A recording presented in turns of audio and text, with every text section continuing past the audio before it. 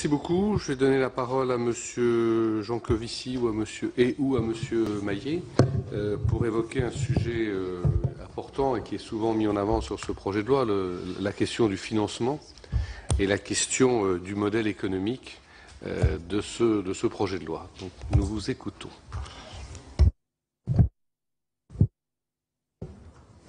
Tout arrive. Merci beaucoup. Alors, nous, on est ici presque par accident. On est très content d'être ici, mais on est ici presque par accident, parce que The Shift Project a vocation à s'adresser avant tout au monde économique. À la différence de mes collègues qui sont ici, on n'a pas vocation à s'adresser en premier au monde politique et on n'a pas vocation à s'adresser non plus en premier aux Français. La raison pour laquelle le nom est anglais, c'est qu'on a vocation aussi à parler beaucoup au niveau européen. Tout à l'heure, il a été évoqué la partie descendre vers le bas, c'est-à-dire ce qui se passe à l'échelon régional. Il faut aussi un tout petit peu s'intéresser à monter vers le haut, c'est-à-dire ce qui se passe à l'échelon européen. La France n'est pas seule au monde. Il y a quand même un certain nombre de textes européens qui encadrent ce que nous pouvons faire. Et par ailleurs, sur deux sujets dont je vais vous parler maintenant, qui sont l'approvisionnement pétrolier et gazier, si les Français pouvaient décider seuls de la quantité de pétrole et de gaz qu'ils veulent consommer, ça serait beau. Malheureusement, c'est pas comme ça que la situation se présente. Donc nous avons un tropisme économique extrêmement fort au Shift Project et notre écosystème premier, on va dire, c'est le monde économique qui a envie de réconcilier la préservation de notre maison commune avec une fiche de paye. Vous savez que nos concitoyens en ce moment se soucient un tout petit peu d'avoir une fiche de paye. Ça fait partie de leurs préoccupations qu'on peut difficilement leur enlever. Et dans tous les sondages, ils vous expliquent que l'environnement, ils aiment beaucoup ça, sauf qu'une fois qu'ils votent avec leurs pieds, ils vont aller faire autre chose. Et c'est normal, encore une fois, le monde économique a une importance centrale, qu'on le souhaite ou qu'on ne le souhaite pas, est malheureusement un débat un peu derrière nous, dans les démocraties. Donc ce qu'on cherche à faire au Shift Project, c'est cette idée un peu folle d'essayer de réconcilier des objectifs environnementaux. Et les objectifs environnementaux tels qu'on les voit, ils ont souvent un substrat scientifique fort. Et des objectifs économiques, parce que si on n'est pas capable de dire à qui on donne une fiche de paye et pourquoi faire dans un monde qui préserve l'environnement, eh bien on reste, allez, je vais être un peu taquin, dans la presse des beaux quartiers parisiens, mais on n'a pas beaucoup avancé. Une fois que j'ai dit ça, je vais vous donner quelques éclairages un peu généraux sur l'énergie et la transition énergétique. Alors d'abord, je voudrais rappeler une chose toute bête, je suis désolé, on n'échappe pas à son passé, c'est que l'énergie, avant d'être un sujet de débat, c'est une grandeur physique. L'énergie est une grandeur physique qui mesure les flux. Donc dès que vous avez un flux quelque part, de chaleur, de mouvement, de réaction chimique, etc., vous avez de l'énergie. Donc vous n'avez pas de vie sans énergie, vous n'avez pas d'économie sans énergie, vous n'avez pas de modification sans énergie. Et inversement, plus vous avez d'énergie, plus il se passe un grand nombre de choses autour de vous. Donc la consommation d'énergie d'un individu n'est rien d'autre que son aptitude à modifier l'espace qui l'environne. Plus il a d'énergie, plus il peut déplacer d'objets, plus il peut chauffer, refroidir des objets, plus il peut transformer, etc. Ce qui veut dire, soit dit en passant, que beaucoup d'énergie propre, c'est impossible par définition. Être propre, c'est toucher à rien. Avoir beaucoup d'énergie, c'est transformer beaucoup. Donc beaucoup d'énergie propre, ça n'existe pas. Et très souvent, les énergies propres sont les énergies infinitésimales. Dès qu'elles cessent de l'être, elles cessent d'être propres. Une fois et dernier point, l'énergie, comme je le disais, c'est les flux, et donc c'est notamment ce qui permet aux machines de fonctionner. Donc si vous avez une usine avec des machines et des ouvriers et pas d'énergie, vous n'avez pas de production. Si vous avez une voiture vendue avec un conducteur et pas de pétrole, vous n'avez pas de déplacement, etc., etc. Donc l'énergie est un des éléments absolument indispensables à ce que fonctionne le monde industriel dans lequel nous vivons. Et ce monde industriel dans lequel nous vivons, le parc de machines qui nous environne en France représente 500 fois la puissance musculaire de la population. 500 fois, en ordre de grandeur. Si j'additionne la puissance en permanence à l'œuvre, des frigos, des pompes qui amènent l'eau ici, des voitures, de l'éclairage, des usines qui sont en train de faire vos vêtements et vos chaises, etc. Tout ça mis bout à bout, c'est à peu près 500 fois la puissance musculaire de la population. Ce qui veut dire que la production économique est en première approximation fonction du nombre de machines et de la quantité d'énergie qu'elles mangent, et pas du tout fonction de la taille de la population. C'est la raison pour laquelle la production économique de la France a pu, pendant un siècle, dépasser celle de la Chine, alors qu'on est beaucoup moins nombreux. Mais pendant un moment, on a eu beaucoup plus de machines qu'eux, beaucoup plus grosses, et donc ça faisait beaucoup plus de PIB. Le jour où le nombre de machines par personne en Chine devient le nombre de machines par personne en France, eh bien le PIB chinois sera 20 fois le PIB français, et je ne vois pas comment on pourra y échapper. Donc l'énergie, c'est ce qui permet à la civilisation industrielle de gérer ses flux et donc de gérer derrière la contrepartie économique de ces flux.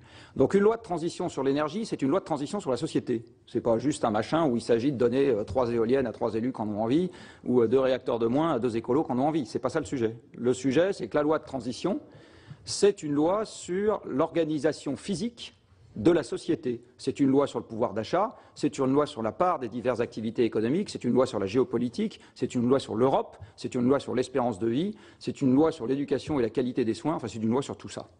D'accord ? Par construction, parce que l'énergie c'est la physique. Alors une fois que je vous ai dit ça, quelques propos un peu plus généraux sur l'approvisionnement français. On vous a distribué un petit document, j'espère que vous l'avez, dans lequel on vous a donné la répartition par secteur de consommation et par nature d'énergie primaire, donc c'est l'énergie qu'on prend dans l'environnement, l'énergie primaire, de ce qui se passe en France.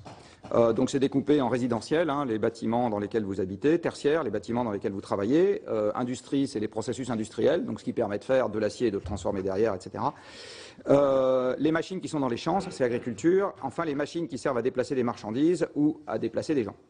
Et on a mis pour chacune de ces barres, qui est en milliards de kilowattheures, d'où venait l'énergie primaire qui permettait d'alimenter les machines en question. Et ce que vous constatez très facilement sur ce graphique, c'est que l'essentiel de l'énergie qui permet à la France de fonctionner comme elle fonctionne aujourd'hui vient des hydrocarbures, pétrole et gaz, de très loin devant l'électricité. De très loin devant l'électricité. Si je regarde d'où vient la matière qui permet à l'énergie d'être disponible en France, eh bien vous voyez que sur la partie énergie finale, vous voyez 45% c'est du pétrole qui n'est pas produit en France, 25% c'est du gaz qui n'est pas produit en France, vient derrière le nucléaire, l'uranium n'est pas non plus produit en France, mais alors que nos importations de pétrole et de gaz nous coûtent actuellement, alors le pétrole vient de baisser, donc l'année dernière, nous a coûté 70 milliards d'euros, l'uranium nous en coûte 1. Donc certes on l'importe, mais enfin les ordres de grandeur ne sont pas exactement les mêmes. Même le charbon nous coûte plus cher que l'uranium. Et bien évidemment, c'est les combustibles fossiles qui sont à l'origine de la totalité de nos émissions de CO2. L'électricité non fossile, quelle qu'elle soit, n'y concourt que peu. Elle y concourt au moment de la fabrication des moyens de production, bien évidemment, et éventuellement des cycles amont et aval. Les deux graphiques que vous avez à la suite vous montrent que le pétrole et le gaz sont déjà en décrue subie en Europe. Donc aujourd'hui, l'Europe perd à peu près 2% de son pétrole par an parce que la mer du Nord est en déclin et parce que la production mondiale, nonobstant les gaz de schiste et les pétroles de schiste, est à peu près flat depuis 2005. Je dis bien à peu près flat depuis 2005. Et donc la part importable par l'Europe est en baisse puisque la consommation domestique des pays producteurs et la consommation des pays émergents est en hausse. Donc la part importable de l'Europe est en baisse. Donc que l'automobiliste français en ait envie ou pas, pour le moment, la quantité de carburant qui rentre en Europe baisse de 2% par an, en gros. Et je ne vous ai pas mis un autre graphique qui pourtant est très intéressant. Si vous regardez comment évolue la quantité de pétrole consommée dans le monde et le prix du pétrole sur un siècle, il n'y a pas de lien entre la quantité disponible et le prix. Ça peut vous paraître étonnant, mais il n'y a pas de lien entre la quantité disponible et le prix. Donc quand les gens vous disent le prix du pétrole baisse et donc on va en avoir plein, c'est faux. De même que quand ils vous disaient le prix du pétrole monte donc on va en manquer, c'est faux. Les deux sont faux. D'accord ? Il suffit de regarder les séries longues pour le savoir. Et ce qui est en train, et là où je suis d'accord avec Jérôme Guibert, c'est que ce qui est en train de s'annoncer là maintenant, c'est le prochain choc et la prochaine récession. C'est juste ça qui est en train de s'annoncer en ce moment.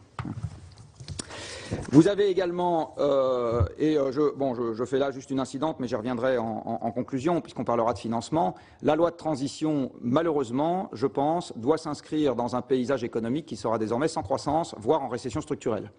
Donc toutes les mesures dans la loi qui supposent qu'on va avoir plus d'argent public en gardant tous les usages publics qu'on a déjà par ailleurs pour financer quelque chose en plus sont des débats qui sont loin d'être évidents. Alors ça peut éventuellement aller de pair avec un endettement croissant s'il est affecté à quelque chose qu'on estime absolument indispensable.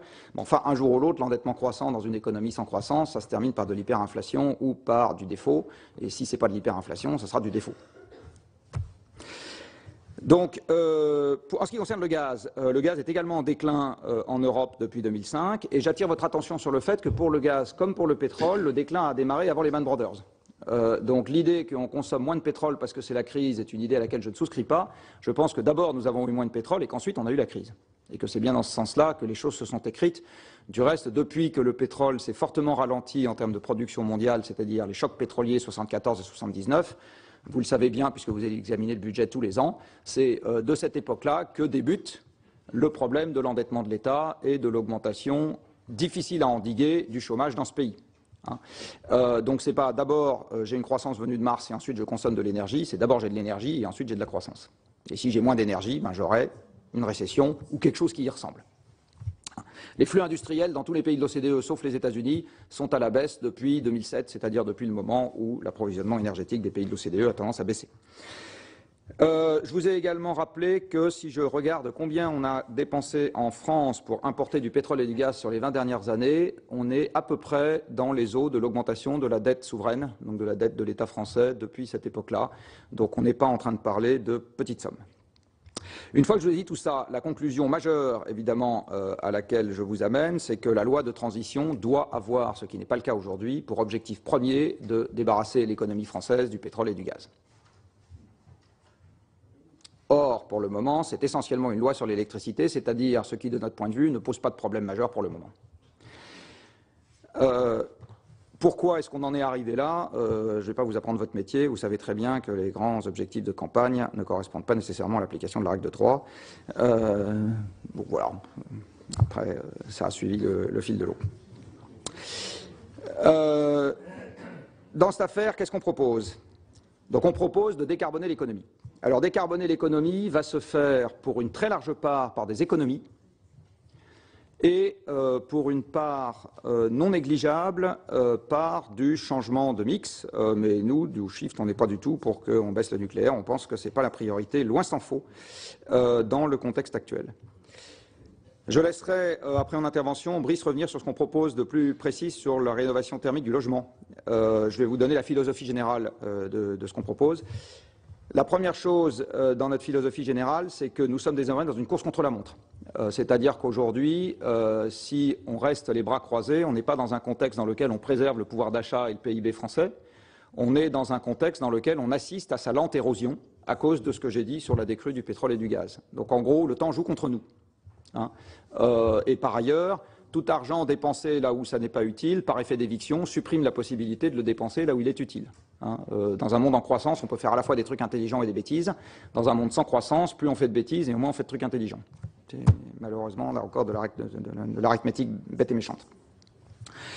Donc ce qu'on propose sur le bâtiment, c'est d'obliger. On propose d'obliger les gens à rénover. Alors on le propose de la manière suivante, c'est dès que vous touchez à un bâtiment, vous êtes obligé d'embarquer la performance thermique dans ce que vous faites. Donc on ne va pas vous dire rénover le Sénat demain matin. Par contre, le jour où vous touchez au Sénat, vous êtes obligé d'embarquer la performance thermique dans ce que vous allez faire. C'est ça l'idée. Il y a une voiture balai, tout le monde devra y passer, il y a une voiture balai qui passe derrière, qui est qu'il y a un niveau minimum de performance à respecter pour les bâtiments au fur et à mesure que le temps passe. C'est-à-dire que, alors on n'aime pas tellement le DPE parce que l'énergie finale a plus de sens pour les particuliers, mais peu importe. Ça revient à dire qu'en 2022, il n'y a plus aucun bâtiment classe G qui circule, et puis en 2025, il n'y en a plus aucun classe F, et puis etc. C'est ça l'idée, donc il y a une espèce de voiture balai. Et on propose de concentrer les aides uniquement sur ceux qui ne peuvent pas faire face économiquement à cette obligation.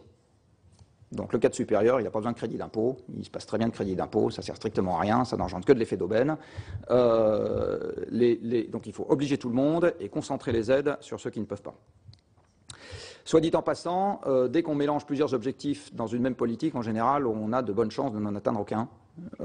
Et ça, je le dis pour la question difficile certes, mais de la précarité énergétique, où on a tendance à mélanger deux trucs et à penser que la précarité énergétique se traite par le prix de l'énergie. C'est la dernière des bêtises à faire. Il faut le traiter par n'importe quoi, sauf le prix de l'énergie. Pas moi qui dis ça, ça date d'il y a 25 ou 30 ans.